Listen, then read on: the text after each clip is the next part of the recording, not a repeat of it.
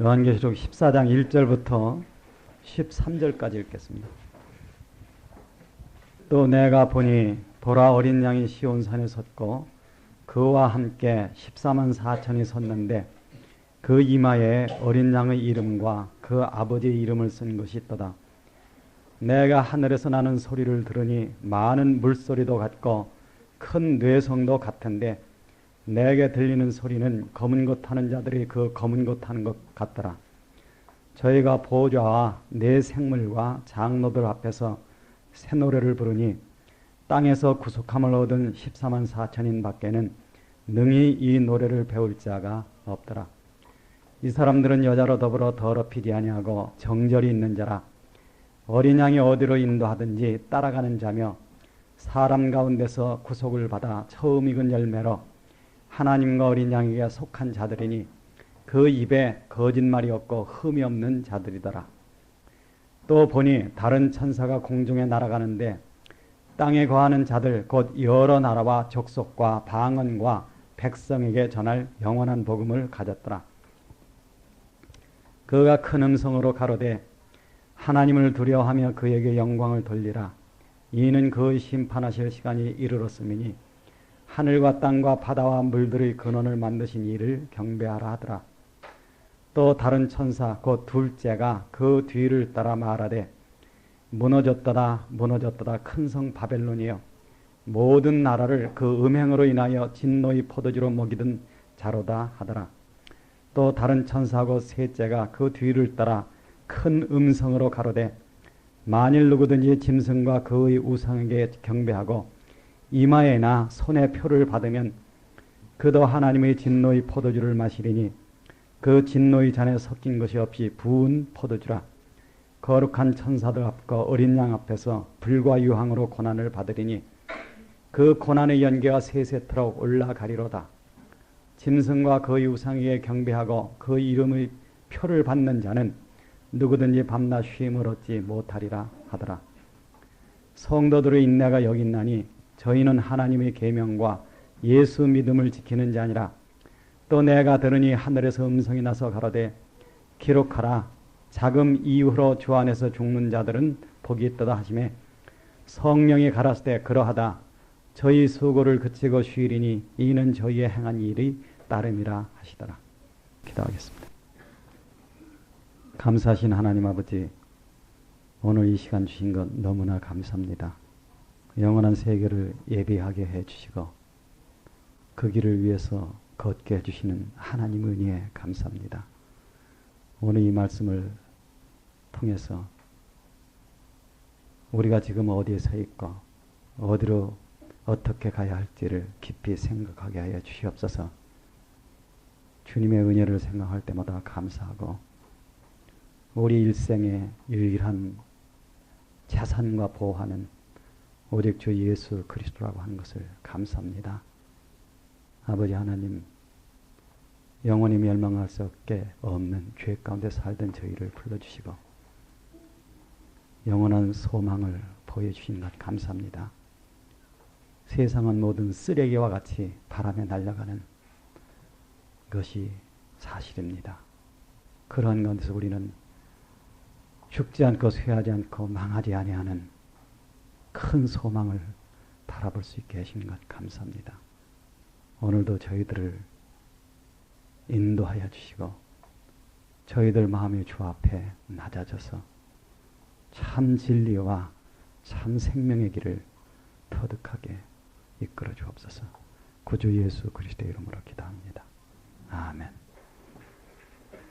아담 때부터 6천년이 지금 지났는데요.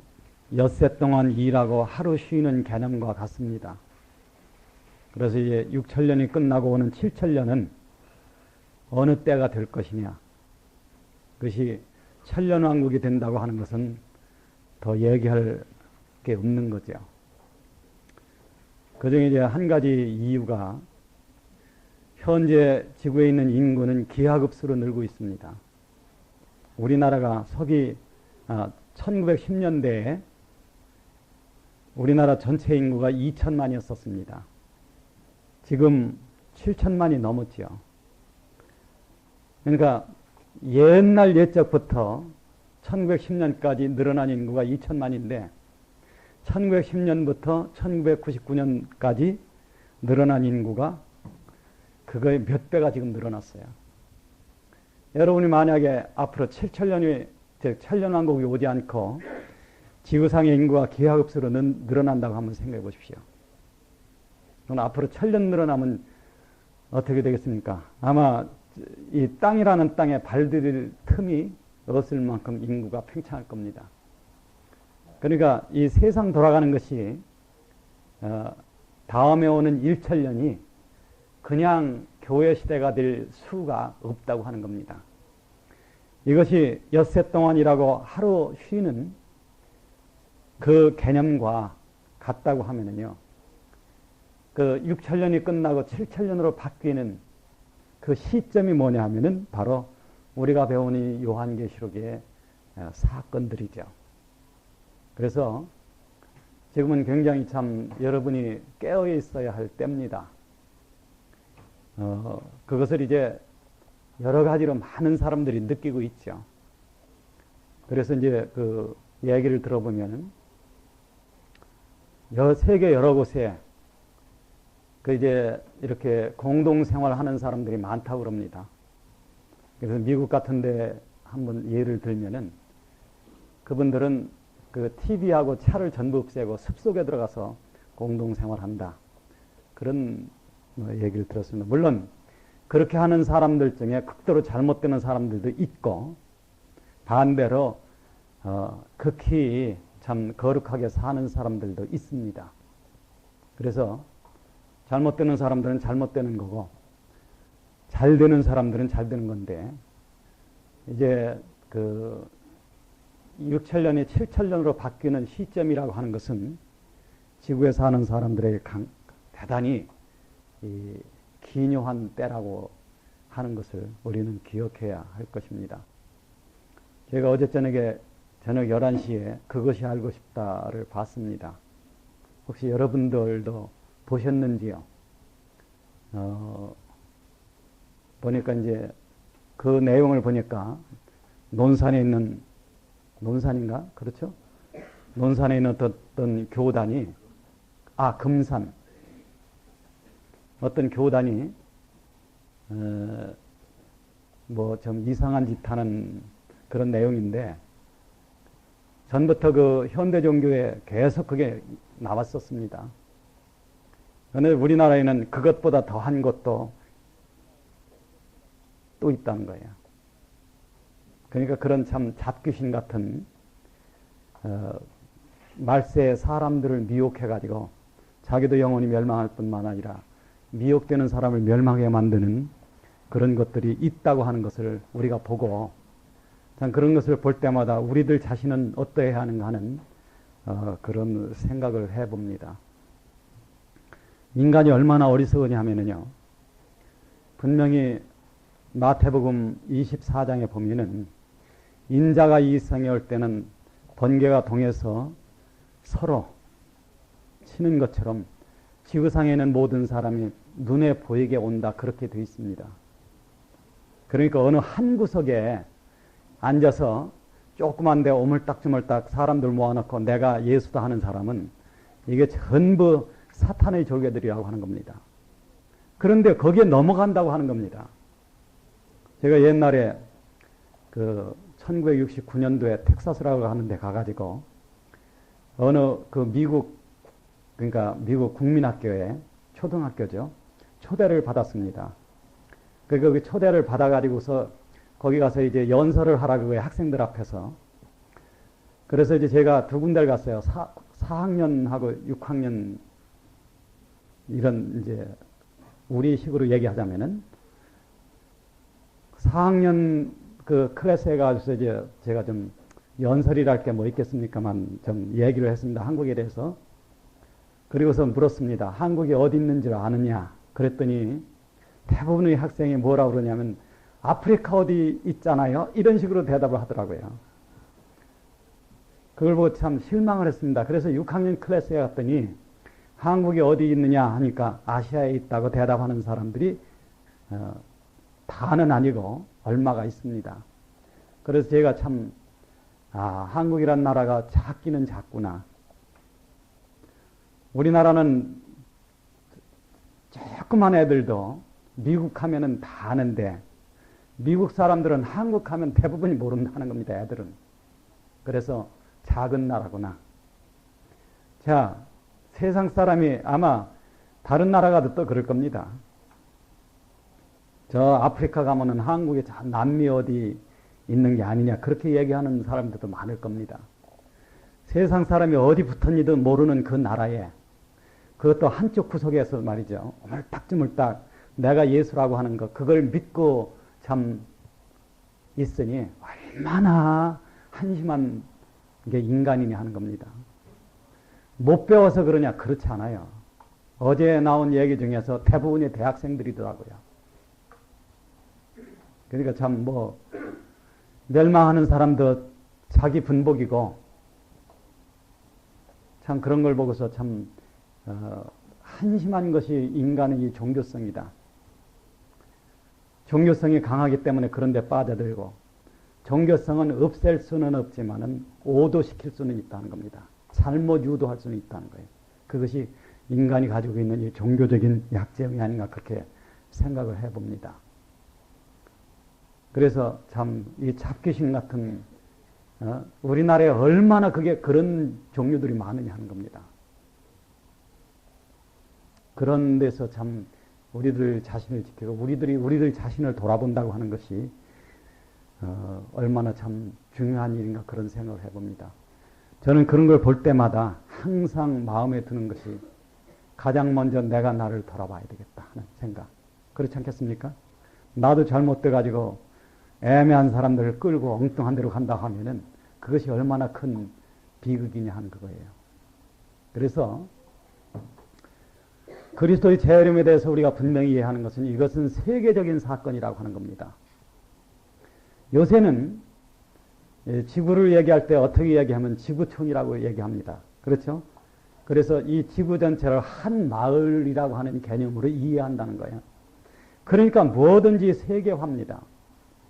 다니엘서 12장 4절에 보면은 많은 사람들이 빨리 왕래하며 지식이 더하리라 그렇게 되어 있습니다. 그런데 그때가 언제냐? 바로 지금입니다.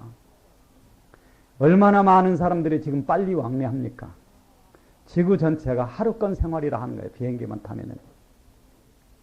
지난 금요일날 여기를 왔다 가면서 제가 차 안에서 껄껄 웃었습니다. 물론 권영전 못 들었지요. 저 혼자 웃는 거니까. 왜 그러냐 하면은 퇴근해가지고 저녁에 천안을 와가지고 여기서 밥 잘 먹고 그리고 밤에 집을 가는 겁니다. 옛날 제가 어렸을 때 서울 한번 가려고 하면은요. 온양에서 서울이 230리입니다. 여기 한 번 가려면 한두 달 전부터 별로고 별로야. 한 번 갈 수 있는 거예요. 요새는 저녁 먹고 그냥 왔다. 그리고 밤에 그냥 가는 겁니다. 빨리 왕래하고 지식이 더한다. 지식이 더한다는 게 여러분들 인터넷이라는 거 아시죠?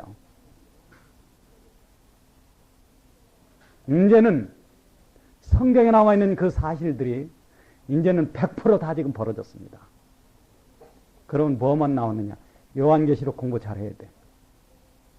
그리고 베드로후서 3장 10절에 있는 것처럼 우리는 어떠한 사람이 되어야 마땅하냐? 거기에 우리들 자신의 신앙을 맞춰야 된다고 하는 겁니다. 자, 세계화 하는데 그럼 뭐가 세계화하느냐? 두 가지가 세계화한다는 겁니다. 하나는 적그리스도가 세계화하는 거죠. 적그리스도는 요한 1서에 나와 있는데 그때부터 이미 적그리스도는 활동을 했습니다. 이것은 여러 사람이 사탄의 노선을 따라서 적그리스도의 입장에서 활동을 하는 거죠. 이것이 마지막 때에 가면은 그 중에서 한 사람이 무정에로부터 올라와서 즉 사탄의 육화한 그러니까 사탄이 사람이 된 사람으로 나타나서 세계 전체를 제패합니다. 이것이 이제 성경에 얘기하는 명실공히 적그리스도로 출현하는 거죠. 그러니까 아까도 얘기했지만은 뭐 다른 나라도 수없이 많지만 우리는 대한민국에도 얼마나 이 자큐신 같이 내가 예수라고 하는 사람들이 많으냐 하는 그겁니다. 이러한 사람들은 어떤 국지적으로 어디에 한 구석에 앉아서 다른 나라 가면 그런 사람이 있는지도 없는지도 모릅니다. 거기서 내가 예수라고 주장하고 많은 사람을 꼬여서 지옥으로 몰고 가지만은 이제 마지막 때에 가서는 이 적그리스도는 세계적 인물이 된다고 하는 겁니다. 그 이야기가 어디 써 있었느냐 하면은 13장에 기록이 되어 있었죠. 그래서 우리가 지난번에 그것을 배웠는데 13장의 말씀을 보면은 세계는요, 이 적그리스도의 소나기에 들어가 가지고 이제 세계 인류는 꼼짝 못하는 지경에 빠진다고 하는 겁니다. 그것이 뭐냐 하면은 최후로 나오는 경제 통계. 그러니까 적그리스도는 정치적 인물이죠. 거짓 선지자는 종교 지도자입니다. 특별히 이것은 기독교 종교 지도자입니다. 이 둘이 짝짝꿍이 돼가지고 무엇을 하느냐 하면 세계 인구를 갖다 사탄의 밥이 되게 만들려고 하는데 거기서 나오는 방법이 뭐냐 하면은 666이라고 하는 표를 맞는 거라고 하는 거죠. 그래서 우리가 지난번에도 그런 얘기를 했습니다. 저 산간오지에 가서 자급자족하면 될 것 같지만은 두 증인이 나타나면서 7년 대환란이 전 3년 번에 비가 오지 않는다는 겁니다. 그러니까 산간오지에 가서 자급자족하는 방법만 가지고는 안 된다는 거예요. 그럼 어떻게 해야 되느냐? 그러면 자 666이라고 하는 것을 맞으면 안 된다고 하는 거죠. 오늘 이제 그 말씀 여기 나옵니다. 그럼 어떻게 해야 되냐? 이제는 구원을 위해서는 죽는 길 하나밖에는 없습니다. 그게 7년대 환란의 상황이지요. 그것을 우리에게 경고하고 밝히 말씀해 주는 것이 지난번에 우리가 배운 14장입니다. 그런데 오늘 여기 배우는 13장, 오늘 배우는 이 13장 말씀, 14장 말씀은 그거의 반대라고 하는 거죠. 그 영어의 속담에 보면은요, Every cloud has its silver lining 하는 게 있어요. 모든 구름은 실버라고 하는 것은 반짝반짝 은처럼 빛나는 곳이기 때문에 모든 구름은 검은 면이 있고 밝은 면이 있다는 겁니다. 그러니까 햇빛이 비치는 위쪽은 하얀색이고 땅에서 보는 햇빛 그늘이 든 그 아래쪽은 검은색이라고 하는 거죠. 그러니까 13장은 지금 지구상에 지금 드리고 있는 어두운 그림자를 지금 설명하는 겁니다. 반대로 14장은 하나님께서 그 가운데서도 하나님 안에 있는 사람들의 소망은 끊어지지 않는다 하는 것을 오늘 설명해 주고, 이런 때가 벌어지거든 너희들은 이렇게 살아야 된다 하는 권고의 말씀을 해 주시는 거죠. 그래서 이제 13장에는 전체적으로 어떤 것이 나왔느냐 하면은 짐승, 그러니까 적그리스도죠. 가공할 짐승의 음모. 물론 이것은 이제 인류 역사에서 아마 그 곡과 마곡의 전쟁을 빼면은 최후의 결전으로 가기 위한 과정입니다. 거기에서 사탄과 적그리스도와 거짓 선지자 이 악한 삼일체가 성부와 성자 성령의 거룩한 삼일체에 대한 도전, 이것을 이제 그 얘기하는 건데, 그런 그 짐승의 음모가 뭐라고 하는 것을 13장에서는 우리에게 얘기를 해줬습니다. 오늘 이 14장에는 어린 양의 능력과 거룩한 목적이 뭐냐 하는 것을 우리에게 얘기를 해주고 있습니다. 13장에서는 짐승의 인을 맞은 사람들에 대해서 얘기를 해주고 있습니다. 666이라고 하는 거죠. 그런데 오늘 말씀에는 하나님의 인 맞은 자들 14만 4천이라고 하는 겁니다. 그래서 이제 오늘 그 7장 설명에는 하나님의 인 치기까지 이렇게 되어 있지만은 오늘에는 그 아버지와 어린 양의 이름이 이마에 기록된 사람들, 이렇게 해서 하나님의 입맞은 자들에 대한 게 나오죠. 그 다음에 이제 적그리스도가 세상을 지배하는 그때가 되면요, 전 세계가 어떤 거로 변하느냐 하면은 음란과 우상숭배로 변합니다. 역사에 보면은 음란이 있는 곳에, 우상숭배가 있는 곳에는 항상 음란이 따라갔습니다. 여러분이 아마 열왕기나 역대서를 읽어보면요, 동남동녀라고 하는 걸 많이 읽을 겁니다. 또 역사를 보면은 로마 신화나 그리스도 신화에 나오는 그런 신들이 있는 곳에는요, 항상 여자 창녀들과 남창이 있었습니다. 이 세계는 우상숭배와 음란은 필수 불가결한 짝짝꿍입니다. 그러니까 적그리스도가 우상을 세울 그때 이 세상은 그런 참혹한 더러운 죄에 빠진다고 하는 거죠. 그런데 오늘 말씀에 보면요, 반대의 사람들이 나옵니다. 그렇죠? 여자로부터 더럽히지 아니하고 정죄를 지킨 자라. 그래서 순결을 지키는 하나님의 무리, 성도들이 나온다고 하는 겁니다. 그 다음에 13장에서는 멸망에 팔린 무리가 나오죠. 멸망이라고 하는 것은 고유명사다. 여러분 그렇게 아시면 됩니다. 멸망은 보통 명사로서 죽어 없어진다는 개념이 아니고 멸망이라고 하는 어떤 곳이 있다고 하는 겁니다.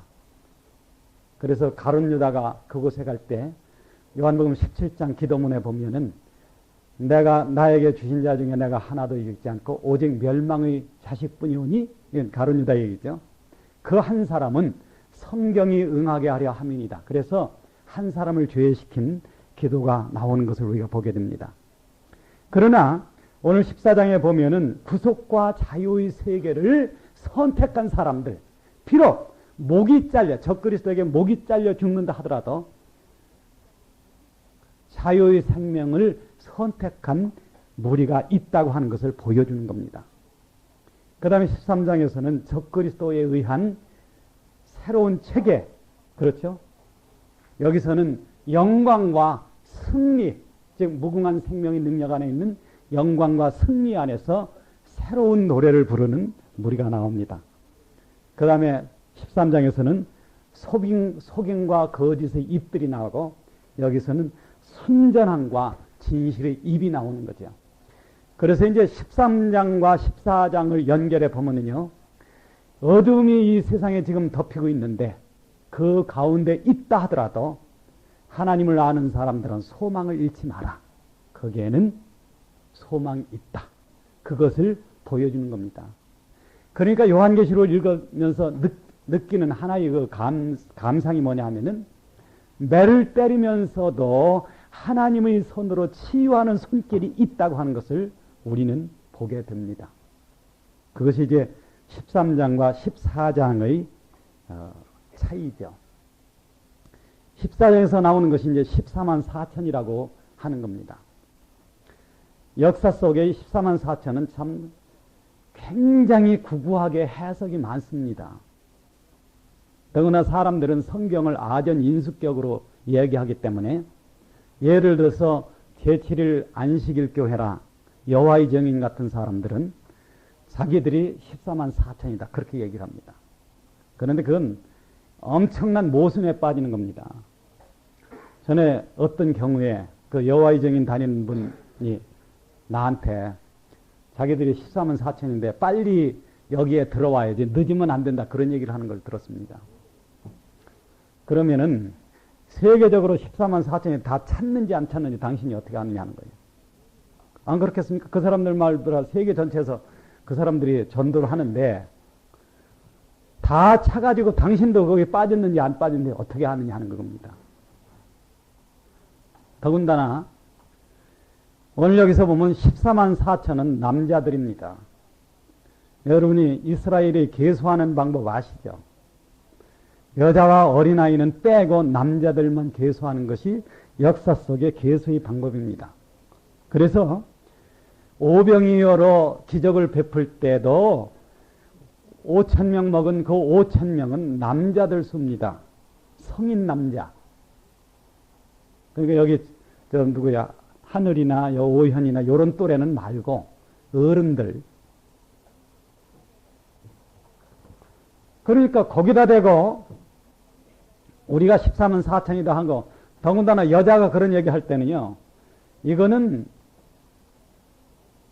참 그 뭐라 그래, 솔방울 보고 잘하라고 하는 것처럼 엉뚱한 따는 얘기를 하는 겁니다. 그만큼 사람들이 엉터리 해석을 하면서 특히 그것을 아전인수격으로 해석한다고 하는 거죠. 해석한다고 하는 겁니다. 옛날부터 사람들은 이 14만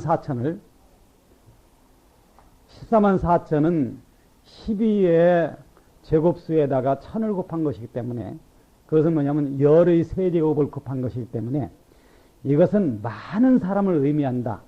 그래서 14만 4천은 역사 속에 하나님을 믿고 구원을 얻은 모든 사람을 대표하는 것이다. 그렇게 해석하는 사람들도 있습니다.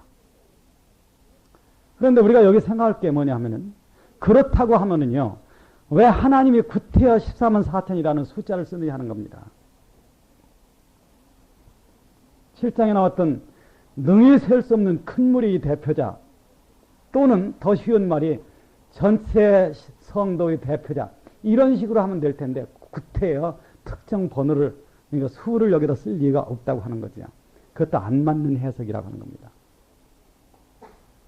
또 어떤 사람들은 어떻게 해석하느냐면은, 영화로워진 성도들 중에 선발된 자들이다. 영화로워졌다는 말은 여러분이 특히 유심히 주의해야 됩니다. 왜 그러면 영화로워진 성도는 어떤 사람을 가리키느냐 하면요, 몸의 구속을 받은 사람입니다. 영원히 죽지 않는, 시간과 공간의 제한을 받지 않는 몸을 입은 사람들을 영화로워졌다, 그렇게 얘기하는 거예요. 만약에 현재의 몸,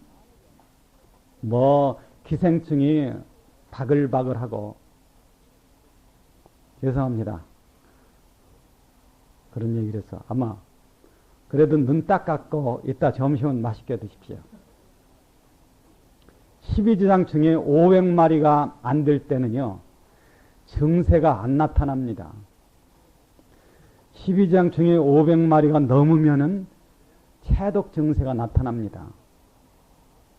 그러니까 아무 증세가 없다 하더라도 한 300마리쯤 있을지도 몰라. 그렇지 않습니까?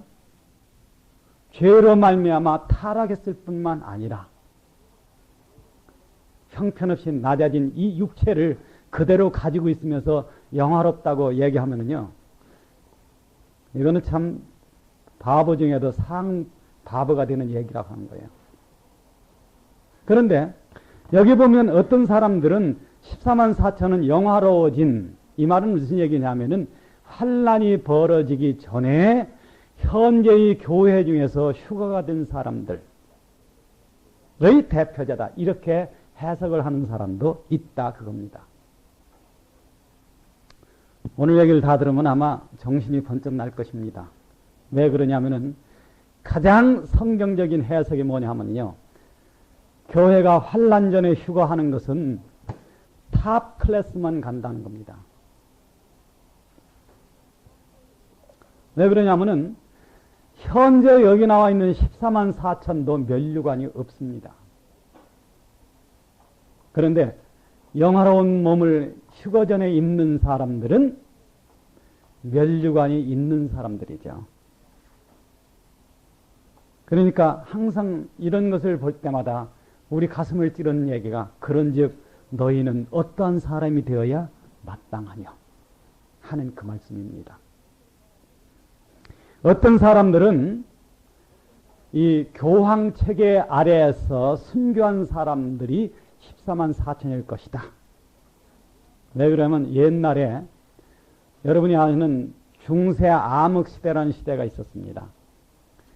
교회사회, 그러니까 이 요한계시록 2장과 3장을 보면 두아디라 교회 시대.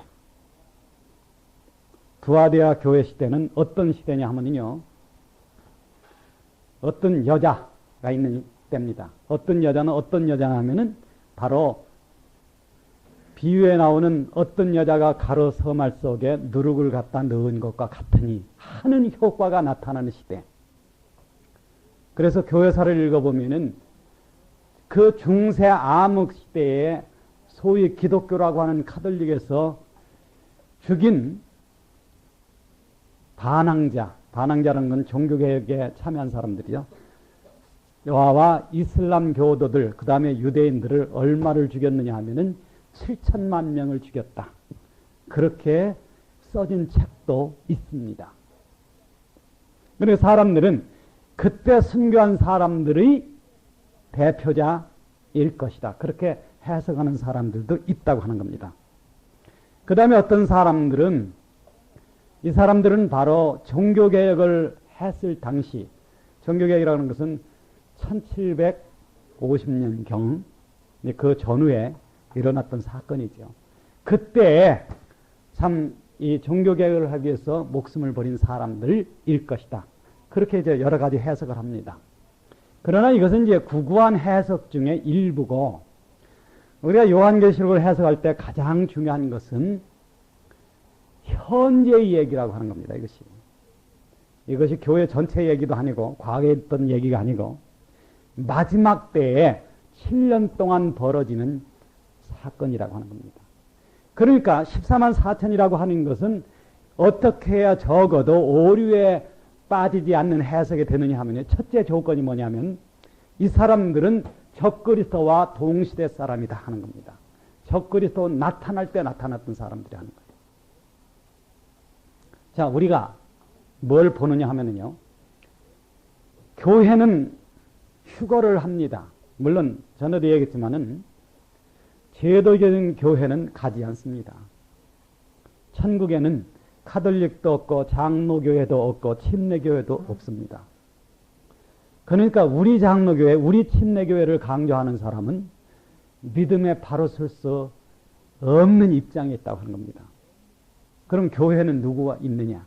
교회는 어느 교파에 있든지 간에 참으로 이 성경 안에서 성령의 인도를 받는 사람들을 하나님께서 하나로 카운트할 때 그 사람들이 있다는 겁니다. 그러니까 참된 교회는 지상을 떠나고 제도적인 교회는 그대로 다 남는다고 하는 거죠. 그런데 자, 이러한 참된 교회가 가면은 지상에는 뭐가 남느냐 하면은 이제 성령의 임재가 아니라 성령의 현현의 방법의 역사가 남습니다.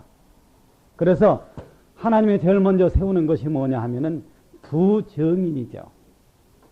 이 두 정인으로부터 누가 나오느냐 하면 14만 4천이 나옵니다. 입맞은 사람들이 나오죠. 두 정인은 언제부터 역사를 하느냐 하면은 7년 대환란이 시작되면서 역사를 합니다. 14만 4천은 언제 역사하느냐 하면 후 3년 반에 들어가면서 역사하는 겁니다. 이 14만 4천의 영향을 받아가지고서 구원된 무리가 나오는데 그것이 7장 후반에 기록되는 능히 셀 수 없는 큰 무리가 나온다고 하는 겁니다. 그것이 이제 역사의 개요입니다. 그러니까 여기 지금 14만 4천이라고 하는 것은 짐승과 공전했던 성도들이고, 그 다음에 이미 4장서부터 나오는 큰 무리와 장로들과 다르다고 하는 겁니다. 4장 5장에 나오는 장로들과 다르고, 그 다음에 7장에 나오는 흰옷 입은 큰 무리와 다른 사람들이다. 그래서 그런 사람들과는 배경과 역할과 경험과 보상과 그 사람들이 부르는 노래가 다르다고 하는 거예요. 또 이 사람들은 어디에 오느냐 하면은 시온산에 나오는데, 여기서 우리가 이제 오늘 말씀에서 생각할 것이 뭐냐 하면은 이것은 사파적인 말씀이라는 겁니다. 이것은 지금 자 7번째 나팔이 불고 이제 7대접이 쏟아지는데, 이때 이 사람들이 시온산에 쓴다는 의미가 아닙니다. 자, 이것을 우리가 어떻게 보느냐 하면은 7장에서 14만 4천을 인치는 얘기가 나오지요. 여기에 보면 14만 4천이 어린 양과 함께 시온산에 서 있는 모습이 나옵니다.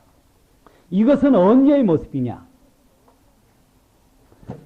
7장에 나오는 14만 4천은 인을 치는 과정에 들어가는, 이 사람들이 역할을 맡기 위해서 인을 치는 과정이고, 지금 오늘 여기 나와 있는 이 모습은 역할이 다 끝나고 나서, 즉 임무가 끝나고 나서 영광을 받는 모습입니다. 그래서 이제 그 시온산에 선다고 하는 거죠. 시온산은 어디냐? 시온산은 두 군데입니다. 원래 시온산이라고 하는 것이 뭐냐면은 예루살렘 도시가 있는 그 산줄 위에서 제일 높은 봉우리가 시온산입니다. 예루살렘은 지상에서 800m가 넘어요.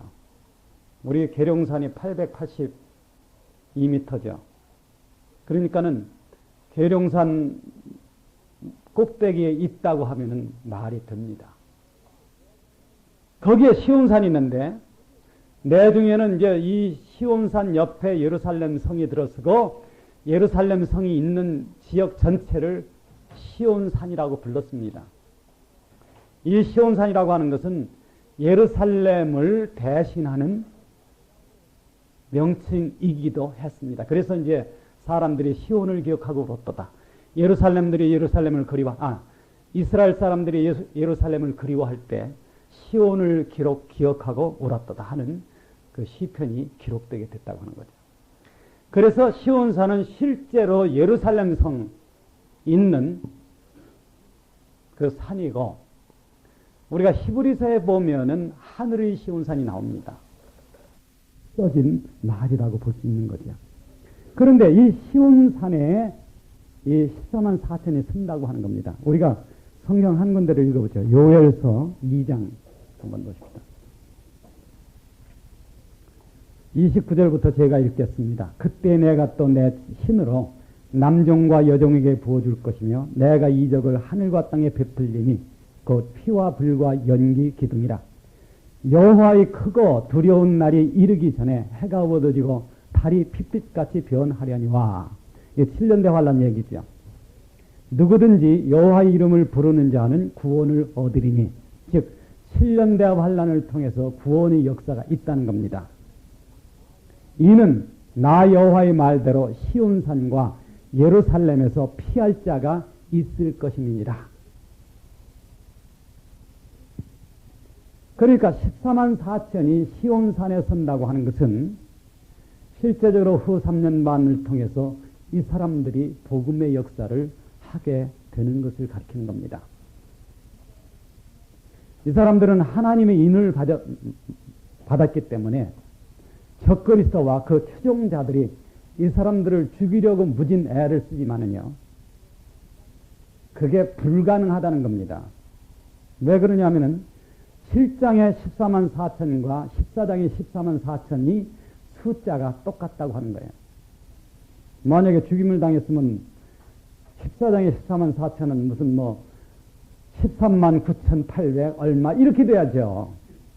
그런데 한 사람도 잃어버리지 않았다는 겁니다. 왜? 하나님의 인을 맞았기 때문에. 그래서 이 사람들은 이 사람들 역사를 통해서 이 더디 깨닫는 사람들 있죠. 이 사람들은 그때 가야만 구원이 끝난다고 하는 겁니다. 그 다음에 이제 여러분이 다 아시다시피 예루살렘에서 그리스도가 천년왕국의 1천년간 통치를 합니다. 그런데 오늘 이 비전을 보면은요, 그 천년왕국에 들어가면서 이 사람들이 천년왕국에서 무엇을 할 것이냐 하는 것을 보여줍니다. 그래서 후 3년 반에 많은 사람을 하나님께 돌아오게 한 이 사람들은 천년왕국에서 주역을 담당할 수 있는 위치로 간다고 하는 거죠. 물론 이때 영화로워진 사람들, 이미 몸의 구속을 받은 사람들은 영원히 더 큰 역할을 받고 갑니다. 그건 얘기할 필요가 없는 사항입니다. 그래서 이 사람들은 이제 그런 의미에서 14만 4천이 있다고 하는 것을 우리가 생각을 해봐야 됩니다. 요한계시록 다시 한번 가보죠. 14만 4천이 섰는데 그 이마에 어린 양의 이름과 그 아버지 이름을 쓴 것이 있도다. 내가 하늘에서 나는 소리를 들으니 많은 물소리도 같고 큰 뇌성도 같은데 내게 들리는 소리는 검은 것 타는 자들의 그 검은 것 타는 것 같더라. 저희가 보좌와 내 생물과 장로들 앞에서 새 노래를 부르니 땅에서 구속함을 얻은 14만 4천인 밖에는 능히 이 노래를 배울 자가 없더라. 새 노래라고 하는 것은 여러 번 나옵니다. 요한계시록에 새 노래라는 것이 이제 한 두서너 번 나오죠. 그리고 시편에 보면은 한 6번 나옵니다. 그리고 여기 보면은요, 이 새 노래는 아무도 이 사람들 밖에는 부를 자가 없다 하는 얘기입니다. 이게 무슨 얘기냐? 남자들은 군대를 안 갔다 온 사람은 얘기거리가 없습니다. 군대를 갔다 와야 얘기거리가 있어. 왜 그러냐면 군대에서는 황당무계한 일도 한다는 겁니다. 멀쩡히 아무것도 없는데 공격 앞으로 하고 거기다가 총을 쏜다는 거예요. 사실 돌아보면은 그 황당무계한 일을 하는 것이 굉장히 추억거리가 됩니다. 어떤 사람이, 저도 옛날에 소대장을 할 때 어떤 사람이 설사를 쭉쭉 하는 거예요. 너 왜 설사하냐? 식용유를 좀 먹었어요. 얼마나 먹었냐? 한 곳따까리로 하나 먹었어요. 식용유를 왜 먹었냐? 영양보충 좀 하느라고요. 황당무계하다는 거야. 그런데 그렇기 때문에 얘기거리가 있습니다. 제가 이 얘기 참 여러 번 했어요. 아마 이 가운데는 그게 웃어서 웃지 않고 여러 번 들어서 웃는 사람도 있을 겁니다. 군대 안 갔다 오면 얘기거리가 없다는 거예요. 자, 14만 4천이 14만 4천만 부를 수 있는 노래가 있다고 하는 것은 그 사람들만 겪은 경험이 있다는 겁니다. 어떤 경험이겠습니까? 적그리스도가 놔두려고 하겠습니까? 어떻게든지 죽이려고 하는데 하나님의 인을 맞았기 때문에 죽지 않는 겁니다. 이건 다른 세일에 살았던 사람들로서는 부를 수 없는 노래가 있죠. 그 경험이 있다는 겁니다. 그리고 후 3년반이라고 하는 마지막 때에 참 많은 사람들을 구원해내는 역할을 받기 때문에 이 사람들은 이 사람들만이 가지고 있는 소중한 역할과 기억이 있는 거죠. 그래서 이 사람들만 부를 수 있는 노래가 있다 하는 겁니다. 물론 각 시대에 산 사람들, 특히 그리스도를 바라보고 고난의 십자가를 지고 가는 사람들은 그들 나름대로의 어떤 노래가 있습니다. 우리도 우리 나름대로의 노래가 있습니다. 그렇죠?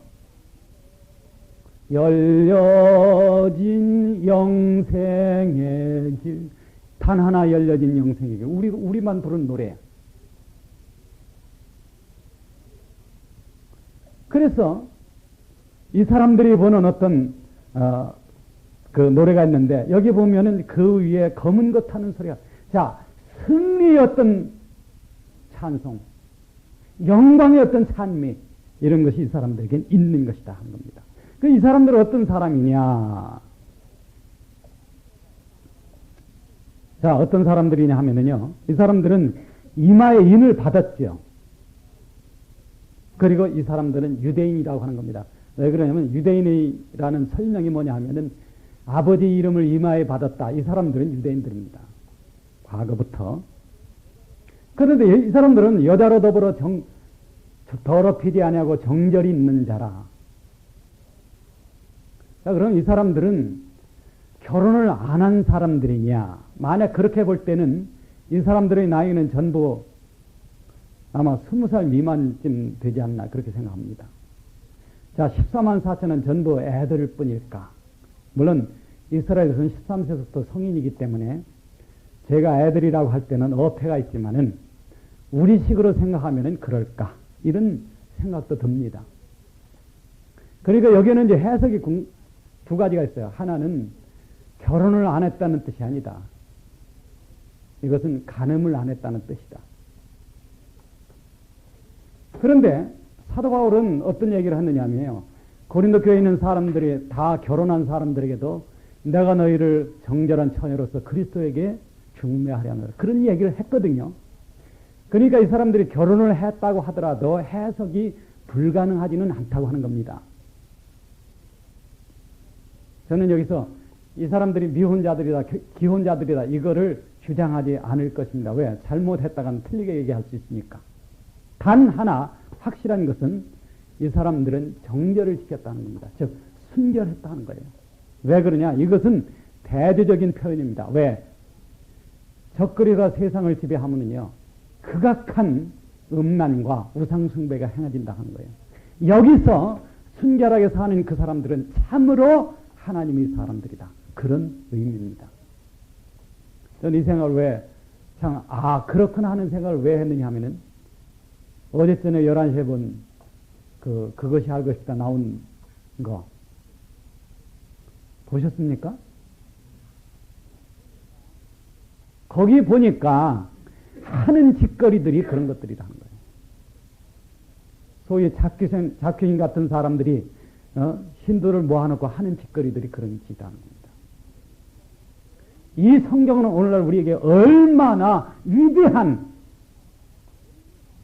신앙의 목표를 제시하느냐는 겁니다. 왜? 순결하게 산 사람들이 있었다.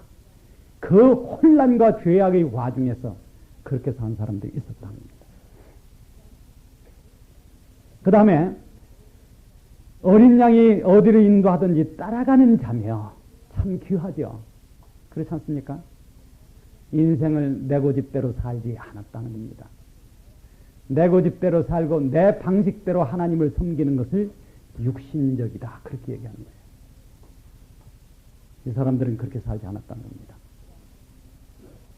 그 다음에 사람 가운데서 구속을 받아 처음 익은 열매로 하나님과 어린 양에 속한 자들이니 자, 첫 열매. 이 첫 열매는 어떤 첫 열매인가 하는 겁니다. 고린도전서 15장에 나온 첫 열매에서 우리가 봤을 때 거기에 나온 첫 열매는 휴거된 교회입니다. 이 사람들은 가장 귀한 사람들이죠. 왜? 면류관을 받고 가는 사람들이기 때문에. 여러분 면류관 받는 거 그렇게 쉽게 생각하지 마십시오. 아무한테나 이 면류관이 있는 게 아닙니다. 사도 바울이 내가 달려갈 길을 다 달리고 믿음을 지켰으니 이후로 나에게 면류관이 예비되어 있다. 그렇게 얘기를 했습니다. 성경에 기록된 사람 중에서 그리고 이 교회사 속에서요. 나한테 면류관이 예비되어 있다고 말하는 사람 딱 그 사도 바울 한 사람뿐입니다. 그 말은 사도 바울만 면류관 받았다는 게 아닙니다. 자기 입으로 면류관이 예비된 것을 자기 양심이 증거한 사람은 그 사람뿐이라는 거예요. 우리들의 일생을 지냈을 때 정말 내가 믿음을 지키고 달려갈 길을 다 마쳤는지 오늘 내가 살아가는 이것이 내가 믿음을 지키고 내 갈 길을 다 마치는 과정인지 이것을 생각해 봐야죠. 간음하는 마음으로 세상에 눈을 돌리고 딴 마음을 품으면 그럴 수 없다는 거예요. 면류관을 받을 수 없으면 휴거에서는 제외된다 하는 겁니다. 그런데 이 사람들은 처음 익은 열매다. 이 말은 어떤 뜻이냐? 여기서 처음 익은 열매라고 하는 것은 여기서는 사람들 중에서 그런데 이 사람들 중에서는 누굴 가리키는가? 먼저 시기상으로는요. 환난 중에서 처음 익은 열매입니다. 이 사람들이. 그리고 사람들 중에서 하는 것은 이 사람들을 뒤따라 나오는 것이 제2차죠. 그것이 뭐냐면 능히 셀 수 없는 큰 무리가 환난에서 나온다고 하는 겁니다. 오늘날 교회 다니는 사람들 중에서 면류관이 없는 사람은 거기서 나와야 돼. 단 뭐를 치르고 날마다 드리는 산제사가 아니라 단번에 목잘림을 당하고 죽기는 똑같이 죽어요. 면류관 바꿔가는 사람들은 날마다 하나님 앞에 거룩한 산제사를 드리는 사람들이고, 이걸 안 드리는 사람은 단번에 적그리스도 앞에서 죽어야 됩니다.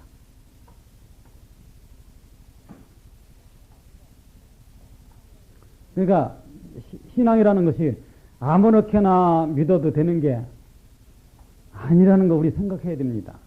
그렇지 않겠습니까? 어떤 사람들은 뭐로 가도 서울만 가면 돼. 아니에요.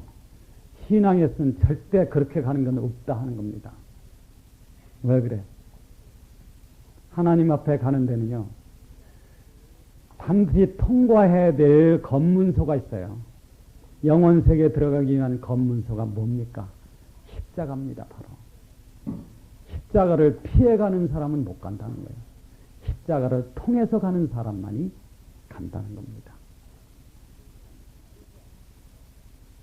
그래서 이 사람들은 이제 그 어린 양에 속한 자인데, 이 사람들은 어떤 사람은 그 입에 거짓말이 없고 흠이 없는 자들이더라. 한번 생각해 봅시다. 한번 복창해 볼까요? 복창이라는 말이 따라한다는 뜻입니다. 나는 거짓말쟁이. 씁쓸한 얘기죠. 여러분이 성경을 읽고 성경에 있는 대로 안 따라가면은 결과적으로는 거짓말쟁이라는 겁니다. 이 사람들은 그 입에 거짓말이 없고 흠이 없었다고 하는 겁니다. 크리스천은 오래될수록 단순해져. 단순해진다는 것은 인격이 순결해진다는 겁니다. 평범해져. 잘난 사람이 안 되는 겁니다.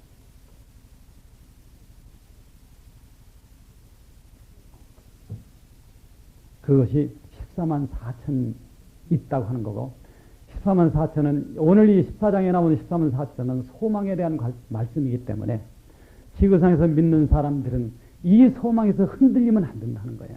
왜? 세상은 살같이 빠르게 세월이 지나가고 언젠가 끝날 날이 옵니다. 우리 일생을 끝날 때에 남는 게 있어야 되지 않겠느냐 하는 겁니다. 아기는 겨와 같이 바람에 불려나가는, 오직 하나님 안의 의인만이 영원한 세계에서 거하게 되는 거죠.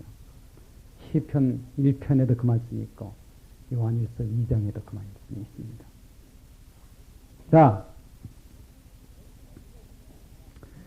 여기서 이제 우리가 이 사람들을 보면은요, 땅에서 구속받은 자, 땅에서 구속받은 자라고 하는 것은 이 세상에 살아남아 있는 사람들에서 구속받은 자.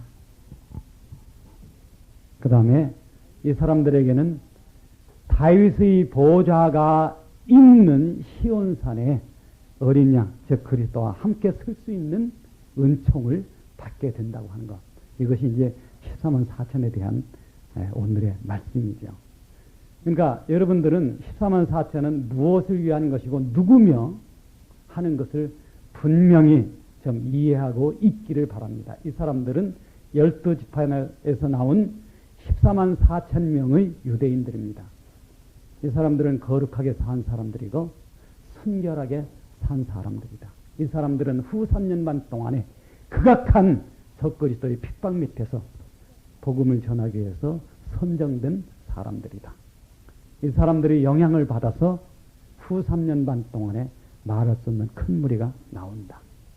이것은 우리가 그 6장에서 다섯 번째 나팔이 다섯 번째 인을 뗄 때 제단 밑에 있는 사람들이 한 얘기를 보면 알 수 있습니다. 너희 동무들이 더 순교해서, 그러니까 제단 밑에 있는 사람들은 전 3년 반에 죽은 사람들이죠. 그런데 더 기다리라. 숫자가 차기까지. 후 3년 반에 능히 셀 수 없는 큰 무리가 나올 때까지 기다리라. 그것이 이제 앞뒤에 연결된 내용입니다. 여기서 우리가 이제 다음에 넘어가는데, 이것도 물론 삽화라고 하는 거, 그러니까 1년 그 순서대로 기록된 것이 아니고 이 기간 동안에 벌어지는 일을 의미상으로 지금 우리가 설명하는 내용이죠. 여기는 세 천사가 전하는 말이 있습니다. 6절. 또 보니 다른 천사가 공중에 날아가는데 땅에 거하는 자들 곧 여러 나라와 족속과 방언과 백성에게 전할 영원한 복음이 있었더라. 자, 나라와 족속과 방언과 백성 이 네 가지 단어는요. 7장에 가면은 능히 셀 수 없는 큰 무리가 여기서 나옵니다. 성경은 맞아떨어져요. 보면은요. 그러니까 한 천사가 날아가는데 뭘 가졌느냐 하면은 나라와 족속과 방언과 백성에게 전할 영원한 복음을 가졌더라 하는 겁니다. 우리가 이제 이 복음이라고 얘기했을 때 복음에 대한 그 수식어가 참 많이 있습니다. 하나님의 복음, 은혜의 복음, 천국 복음, 영원한 복음, 그리스도의 복음, 구원의 복음, 화평의 복음. 로마서에는 화평의 복음이라고 에베소에는 화평의 복음이라고 되어 있죠. 그 다음에 영광의 복음. 그러면 은혜의 복음과 영광의 복음은 다른 얘기냐? 복음은 사도 바울이 갈라디아서에 뭐라고 얘기하는 복음은 하나뿐이다 그겁니다. 하늘에서 온 천사들이라 할지라도 다른 복음을 전하면 어떻습니까? 저주를 받을지어다. 오늘날 이 세상에 잡귀신 같은 그런 교단이 있다고 하는 거는요. 다른 복음을 얘기한다는 겁니다. 복음이라고 하는 것이 뭡니까? 복음은 예수 그리스도의 피 이외에는 복음이 없습니다. 예수 그리스도의 피라고 하는 것은 피와 물과 성령이 하나인 것처럼 그 피 안에서 성령의 무궁한 생명의 역사가 역사하기 때문에 다른 복음이 있을 수 없는 거죠. 그래서 갈라디아서 보면 다른 복음은 없나니 이렇게 되는 거예요. 세상에 많은 사람들이 다른 복음을 따라갑니다. 그래서 여기서 보면은요. 자, 마지막 때 이 복음이 누가 가지고 있냐면 천사가 가지고 있습니다. 혹시 이 천사는 세계를 돌면서 공중에서 이 복음을, 영원한 복음을 말하는지. 물론 이제 천사가 영원한 복음을 가지고 있고 이 복음을 전할 14만 4천이 있고 또 이미 세상에 전파된 기독교가 있기 때문에 셀 수 없는 많은 사람들이 나오지만은 여기서는 영원한 복음을 가진 천사가 있다. 이 사람들은 나라와 족속과 방언과 백성에게 즉 후 3년 만에 말할 수 없이 큰 휘노지는 무리가 나오는 배경 여기에 대한 전할 영원한 복음을 가지고 있다. 어떤 사람들은 이 복음은 은혜의 복음이 아니다. 이것은 심판의 복음이다. 그러면은 구태여 영원한 복음이라고 할 얘기가 필요가 없습니다. 안 그렇겠습니까? 그 다음에 7절 그가 큰 음성으로 가로되 하나님을 두려워하며 그에게 영광을 도리라. 이는 그 심판하실 시간이 이르렀으니 하늘과 땅과 바다와 물들의 근원을 만드신 이를 경배하라 하더라. 자, 여기서 만드신 이 창조의 하나님이죠. 하나님은 그렇습니다. 에베소 4장에 보면은 만유 위에 계시고 만유를 통일하시고 만유 가운데 계시도다. 하나님은 창조의 하나님이고 구속의 하나님이고 완성의 하나님이십니다. 완성의 하나님은 완성은 사람의 몸의 구속에부터 나오는 거기 때문에 하나님은 삼위일체 하나님이라고 하는 거죠. 그러나 항상 이방 유대인들에게는 율법을 통해서 하나님을 알게 하고 이방인들에게는 창조의 하나님을 먼저 가르친다는 겁니다. 그래서 영원한 복음을 가진 천사는 이방인들에게 무엇을 소개하느냐 하면은 창조의 하나님을 바라봐라. 만물이 있게 한 그분 안에만 인생의 해답이 있다. 후 3년 반이라고 하는 이 극도한 극심한 환란의 해답은 창조주 하나님에 있다 하는 것을 전한다는 겁니다.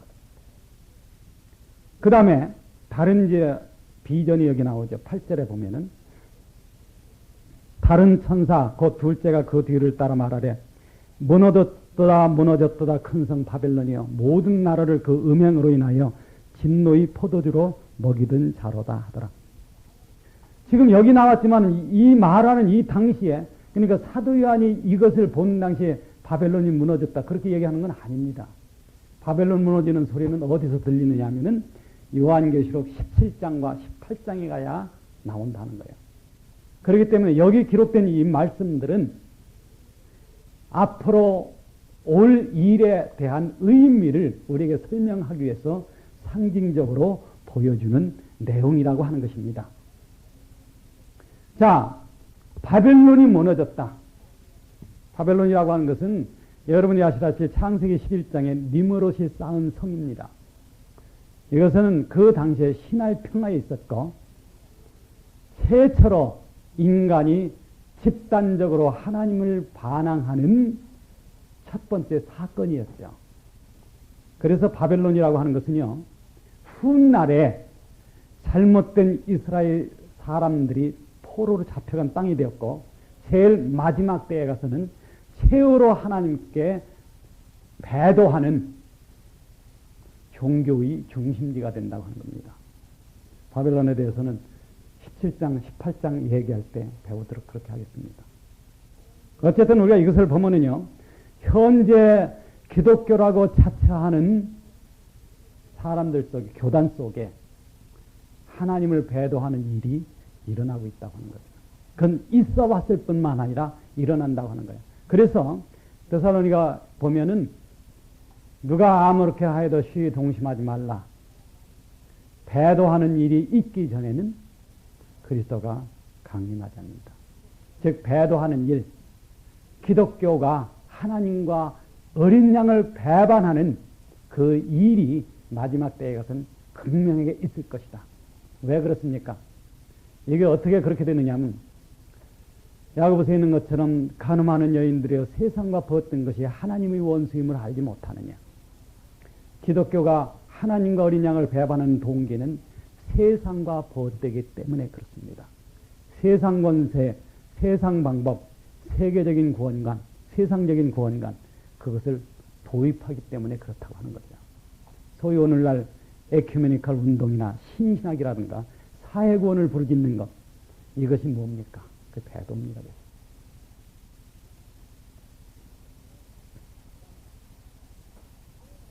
그 다음에 또 다른 천사 9절이요.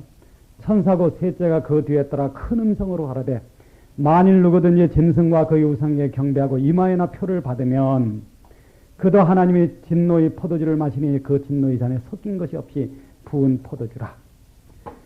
자, 여기서 뭐를 사람들에게 경고하느냐 하면요, 천사가 사람들에게 뭘 경고하냐면 666을 받지 마라, 이걸 경고합니다. 그러면은 오늘 읽은 이 말씀을 보면요, 후 3년 반 동안에 일어나는 일들에 대한 경고입니다. 그리고 나서 이제 7 대접이 쏟아지는 얘기가 뒤에 나오게 됩니다. 여기서 이제 우리는 뭘 할 수 있느냐 하면은, 이것은 7년 동안에 일어나는 구체적인 사건이다. 우리가 요한계시록을 이렇게 보면요, 하나 어려울 게 없습니다. 그래서 어떻게든지 너희들은 666을 맞지 마라, 그거예요. 전에 그런 어떤 자매가 나한테 전화를 했습니다. 전화 내용이 뭐냐면, 당신은 어떻게 가르쳤길래 당신한테 배운 사람들이 그 모양 그 꼴이냐, 그런 식의 내용입니다. 참 부끄러운 내용이죠. 그 내용이 뭐냐 하면은, 당신 앞에서 당신 말을 듣고 고개를 끄덕끄덕 하던 사람들이 저 어디서 모이는데, 그곳에 와서 가르치는 사람들이 666을 받아도 아무것도 아니다, 괜찮다, 이렇게 가르쳤다는 겁니다.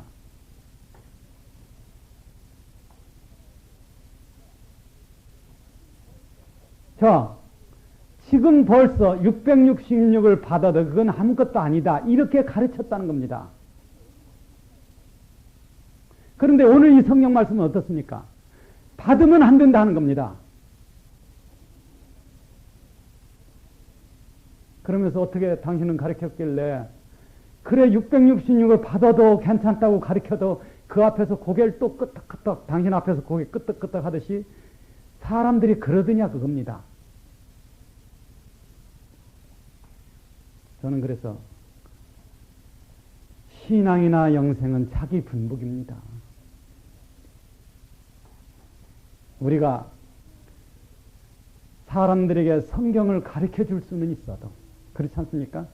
그 영혼을 책임질 수는 없습니다. 어떤 사람들이 영지주의적으로 해석해가지고 666을 받아도 괜찮다. 그렇게 가르쳤다고 하는 거예요. 근데 저한테 그 말을, 전화를 한 분은 굉장히 아주 똑똑한 분입니다. 그분이 좀 이제 몸이 좀 이렇게 불편하신 분인데, 그래도 그 와중에 와서 다른 사람 다 고개 끄덕끄덕 하는데 고개 바짝 들고 아니라고 한 그런 걸 보면 상당히 참 그 자기 믿는 걸 옳게 믿으려고 하고 용기 있는 분 같아요. 거기만 그런 게 아니죠. 세상이 그렇게 지금 가르치고 있습니다. 그런데 666표를 받으면 안 된다는 거예요. 왜? 이 사람은 반드시 진노의 포도주를 마신다. 거기에는 섞은 것이 없다. 그 말은 알짜 포도주를 마신다는 거죠. 그게 무슨 뜻입니까? 섞은 것이 없다는 게 여유가 없다는 얘기입니다. 이거는 진짜 진노뿐이라고 하는 겁니다. 그 안에 어떤 자비가 없는 것, 더 고려해 줄 것이 없는 것.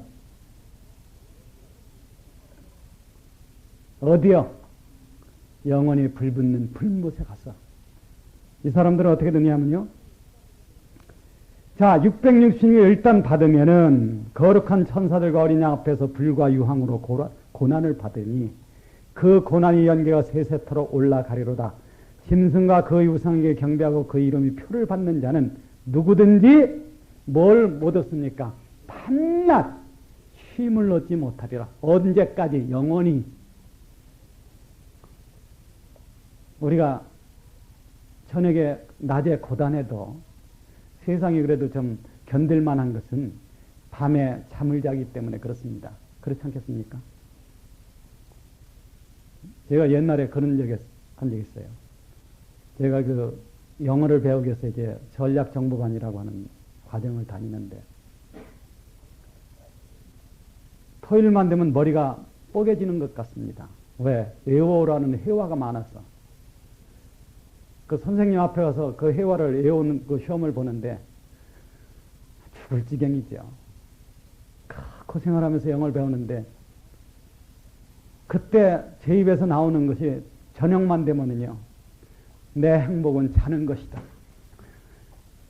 행복은 자는 것. 이상한 행복도 다 있죠. 그러나 인생이 안식한다고 하는 것 참 중요한 겁니다. 밤낮 쉼을 얻지 못한다는 것. 그것은 무엇 때문이냐면 666을 받으면 그 와중에 간다고 하는 거예요. 그러니까 영원 형벌을 받되 가장 독한 형벌을 받게 된다는 겁니다. 그러니까 어떻게든지 너희들은 666을 받지 마라. 그럼 어떡합니까? 내가 목숨을 버려서 예수 그리스도를 주로 시인하면은 너에게는 영생의 기회가 주어진다. 그 얘기입니다. 그러니까 이제 환난이 벌어지면은 양난 간에 결정을 해야죠. 그러니까 신앙에서 가장 좋은 것은 환난이 오기 전에 휴거가 되는 것입니다. 그러나 휴거는 어중이 떠중이는 안 됩니다. 왜요? 여기 14만 4천도 면류관이 없습니다. 휴거는 면류관 받고 가는 사람들이죠. 그러니까 성경은 너희들이 어떠한 사람이 되어야 마땅하냐. 거룩한 행실과 경건함으로 주의 날이 임하기를 바라보고 간절히 사모하라. 그것이 바로 오늘의 내 신앙이냐 하는 겁니다. 그 뒤에 자는 사람이 있는 거 아니에요? 아닙니까? 세상은 이제 피할 수 없습니다. 누구 마음대로 안 믿느냐 그겁니다. 그것이 우리 앞에 지금 다가오고 있는 세상이라고 하는 겁니다. 그 다음에요. 얻지 못하리라. 12절 성도들의 인내가 여기 있나니 저희는 하나님의 계명과 예수의 믿음을 지키는 자니라. 자, 이 당시에 그러니까 특별히 여기서는 후 3년 반 들어가서 성도들의 인내가 여기 있다 그겁니다. 후 3년 반에 구원이 없어요? 환란이 시작되고 이방인의 구원이 없습니까? 그런 엉터리 해석이 어디 있습니까? 성경 다 보십시오. 그렇게 되어 있는가? 성도들의 인내가 여기 있나니 저희는 하나님의 계명과 예수의 믿음을 지키는 자니라. 예수의 믿음, 은혜의 복음이죠. 하나님의 계명이라고 하는 것은 하나님의 계명이 뭡니까? 자, 우리 인류에게 준 가장 소중한 계명은 목숨을 다하여 뜻을 다하여 성품을 다하여 마음을 다하여 주 너희 하나님을 사랑해라. 왜?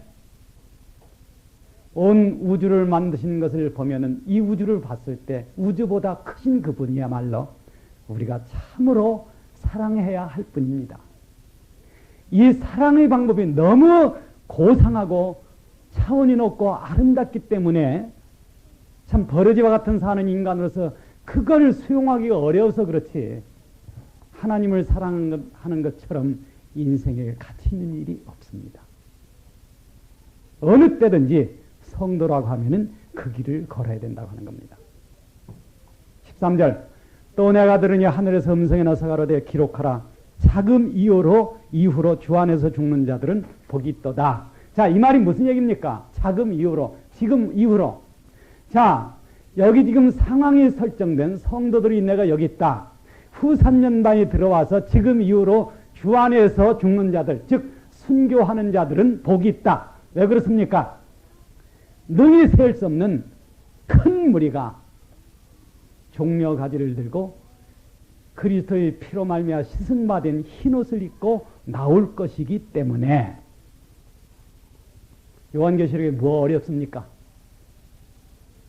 여기 다 이렇게 맞춰서 기록이 되어 있는데 자, 복이 있도다 하심에 그러니까 여기 이제 아주 귀한 음성이 나옵니다. 성령의 음성이 성령이 가랐을 때 그러하다.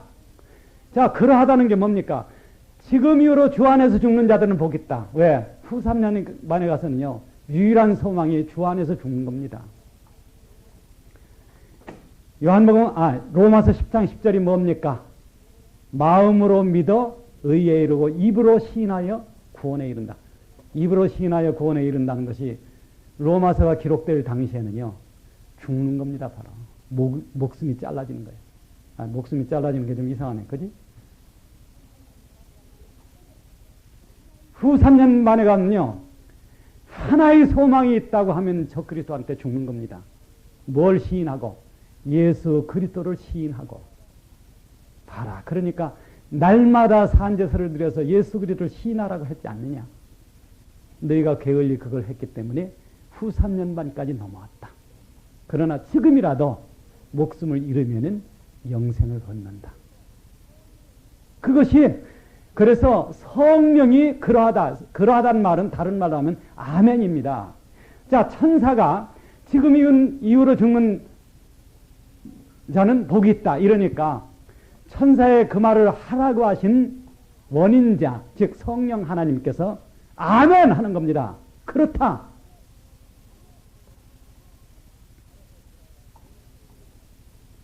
가라사대 그러하다. 저희 수고를 그치고 쉬리니 이는 저희 행한 일이 따름이라 하시더라. 저희 행한 일이 여기서는 뭐겠습니까? 주를 시인하는 것입니다. 그래서 저희 수고를 쉬고 고난을 쉬고 저 그리스도 밑에서 받은 그 모든 학대와 고난이 그치고 그리고서는 영원한 안식을 얻는다고 하는 겁니다. 그렇기 때문에 요한계시록을 읽으면 이 지금 인류 역사와 하나님을 믿는 이 신앙의 대파노라마가 어떻게 흘러가고 어떻게 마감하느냐 하는 것을 환히 알 수 있다 하는 겁니다. 그렇다고 하면 그런즉 어떠한 사람이 되어야 마땅하냐. 이것이 오늘 우리에게 들려주는 하나님의 음성이 아닌가. 저는 그렇게 봅니다. 여러분, 한 가지 부탁하는 것은 우리 삶을 통해서 어떠한 죄든지 죄 가운데 빠져서는 안 된다고 하는 겁니다.